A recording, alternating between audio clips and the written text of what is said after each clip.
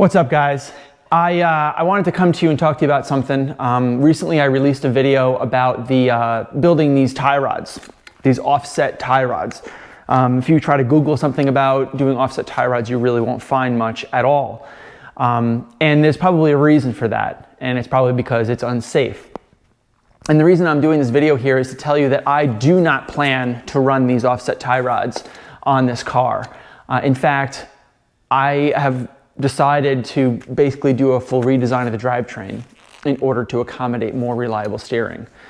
Whenever somebody builds a car, you always feel proud of it. You feel proud of what you've done. You feel like it's a reflection of you as a designer, as an engineer, as a fabricator, whatever you are.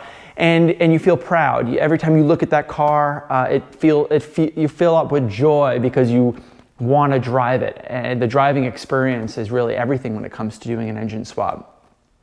And I couldn't get myself to feel that way, knowing that I had made compromises in the design like this.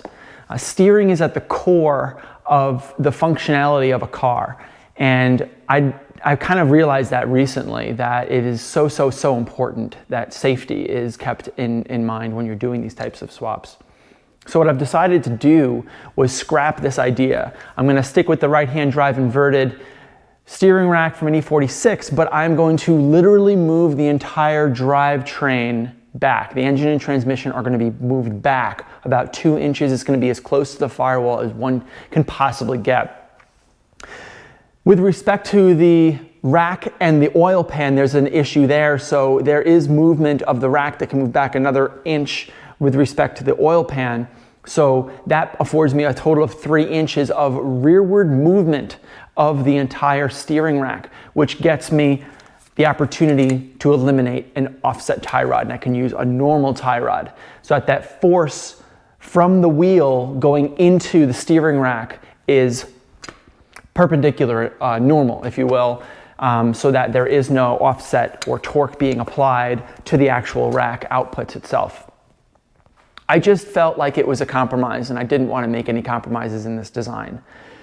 So what does that mean, right? I have decided to do this instead of other options out there. I know there's a dry sump system for the S85. Those are very expensive, $6-7 grand for an entire kit. And at the end of the day, I'm going to be sacrificing air conditioning because you can't put your compressor in that location. So I didn't want to sacrifice air conditioning in this car. I want it to be as stock looking and feeling of a car as possible, so I didn't want to make compromises on the AC compressor. Also, I'm not going to be driving this thing on the track. It's a daily driver. It's going to be a fast cruiser. I'm not going to be tracking it. So I think that a dry sump system in here would be a little bit overkill. And I figured that that extra $6 or $7 grand that I save can be used towards something else. There are implications to moving the drivetrain backward. Where I thought I would be getting to a first start soon, I'm actually going to be backtracking my design and redesigning most of what I had already completed over the last few months. And that includes the front half of the drive shaft is going to be shortened about 3 inches or 2 inches. The 2 exhaust downpipes, not the manifolds, but the downpipes will need to be shortened 2 inches. The shift linker will need to be shortened 2 inches. The entire front subframe will need to be slightly redesigned because I'm going to be moving that back as well with respect to the oil pan. The steering column will need to be modified, and the radiator will also need to move back 2 inches so that the tubes that go from the engine to the radiator are not stretching too far. So there's a lot that really is required in order to get this to move, and I knew that that was going to happen. But I wanted to not only take safety in mind as the primary focus of this swap, but also I wanted to let you guys know, as my viewers, as my subscribers, and some of you even as my friends, that this type of a design is not acceptable, and I don't condone it. I thought that it was actually kind of a nice bit of engineering, but I didn't do any force calculations on what the forces would be on this, so I can't be totally sure that I hit a pothole one day going 55 miles an hour and my wheel falls off, and you know, bad things happen.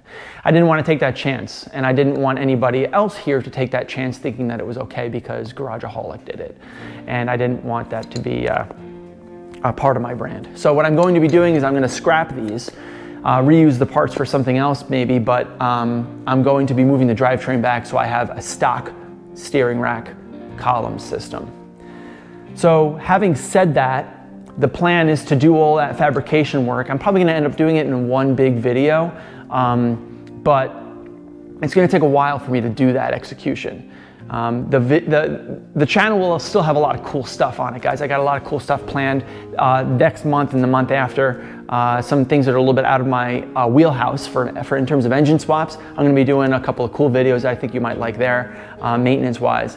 And I don't know, I'm just gonna try to roll with these punches and realize that, hey, this is gonna be an ongoing project. This is not gonna be get it done in the summer and then you never see it or hear about it again.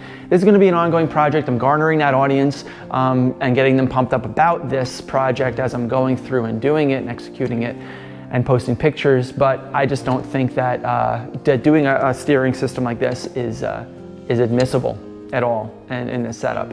So no compromises, guys, and if it takes longer for you to do something, then take the time that you need in order to do it right.